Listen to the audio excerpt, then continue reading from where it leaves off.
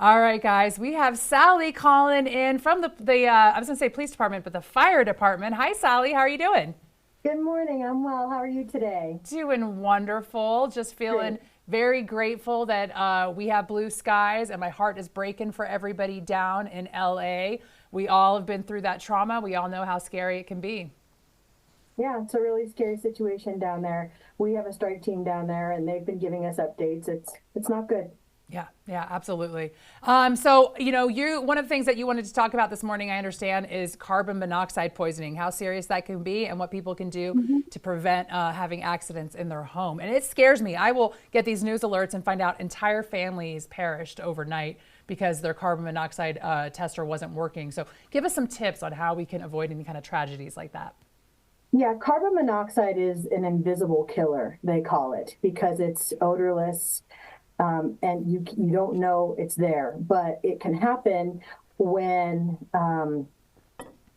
fuels such as gasoline and wood, coal, natural gas, propane, if it's not burning completely, it can leak into your house, even if you have a dryer, say if the vent was clogged with lint, that can create carbon monoxide in your house. And the symptoms can be headache and nausea, but also if you're sleeping, you may not know, and you can just pass away in your sleep and never know why.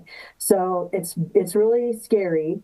So the way to avoid a problem is to make sure that your vents are all clean, cleared of snow, and that you have carbon monoxide detectors in your house, throughout your house. So in every sleeping area, wherever there's a smoke alarm, you should have a carbon monoxide detector as well with it.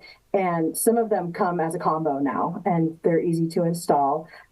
If you ever suspect that there might be a problem, say if your wall heater wasn't working correctly, or if maybe the pilot blew out and you didn't know, we can always come over and test that for you. We have a carbon monoxide uh, tester that we can bring in, and it can read the air to see if there's anything in there, and we can make sure that you guys are safe. Oh, that's really interesting. So if somebody's experiencing maybe chronic headaches, they could have Mm-hmm. a slight little leak in their house, not enough that it Mm-hmm. becomes fatal, but enough that they're definitely experiencing symptoms. So that's a great service that you guys provide because they can kind of rule that out as one of the possible Yeah, a person can causes. be poisoned by a very small amount of carbon monoxide over a longer period of time, or by a large amount of carbon monoxide in a short period of time. And it does happen, especially because we live in an area that is cold and people are running their heaters and fireplaces and all those things. You want to make sure that your fireplace is clean and that your vents are clean for your heating system in your house. And you never want to ever heat your house by using an oven. I know that sounds silly, but it does happen. Say if someone's heater went out and they were cold and they decided to turn the oven on, that's very, very dangerous. Oh, yeah.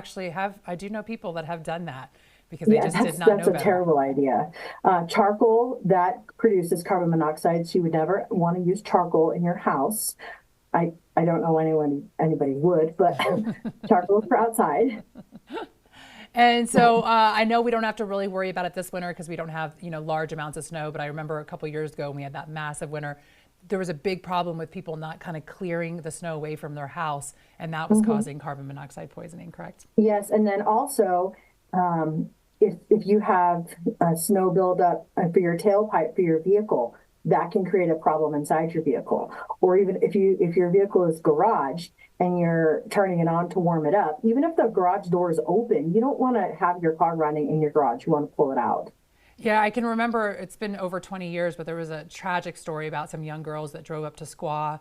It was Squaw at the time, spent the night in their vehicle, and a huge snowstorm came in. They turned their car on to stay warm, fell asleep, and then unfortunately perished because the tailpipe got covered. So heartbreaking, Yeah. just totally heartbreaking. Just it's really Yeah, and great. it's avoidable. That doesn't need to happen as long as you get educated on what carbon monoxide is and the dangers of it, So I and how appreciate to you. avoid the danger. Yeah, I appreciate you coming on today and kind of raising awareness around this subject. Remind people of where they can get more information or reach out if they're interested in getting their home tested. Sure. Our website is cityofslt.us/fire. But you can always call the station, the non-emergency number of the fire station, and say, hey, I'd like to get a carbon monoxide reading in my house and make sure that everything's okay. We're happy to come over and do it. It doesn't cost anything. All right. Well, thank you so much. I appreciate you so much. I appreciate everything that you guys do, helping to keep the community safe. And thanks for calling in. We'll talk with you guys again soon. You're welcome. Have a great day.